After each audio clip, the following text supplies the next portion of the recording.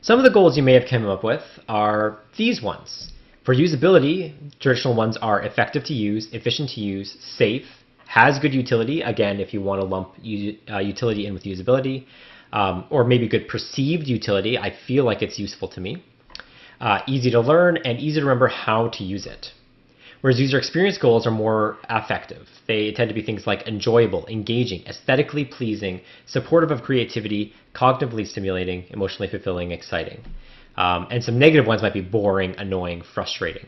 Again, it connects more to emotions and your experience. This can have an effect on usability. They're not completely separable.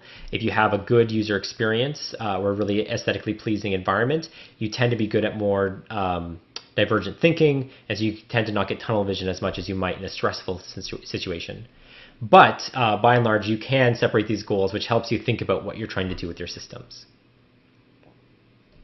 Now, these goals aren't just important because they might make a product sell or might make people adopt a system. They're actually tied to psychological needs. For example, the ability to have autonomy or independence or competence, relatedness to other people. So that's where a lot of messaging or collaboration tools might be effective. A way of being self-expression or self-actualization. So a lot of these goals can be aligned to actual value for people, even if they are experiential goals. So it's not just this superfluous thing that we're adding to a product or system. It has real meaning for people when you design it.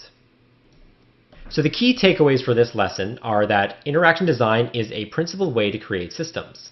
It has three key principles. 1, involving people who might use the system and involving them early and often.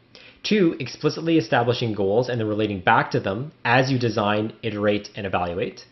And it's an iterative process. You want to gather requirements, design, prototype, evaluate, and you want to do all of these activities repeatedly and often.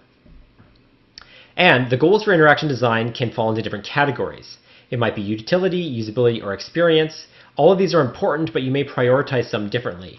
If you're trying to get an MVP out, you might just get the core utility out. But if it's an experiential app, you may need to include certain experiential goals in there for the first prototype. So you don't want to neglect these.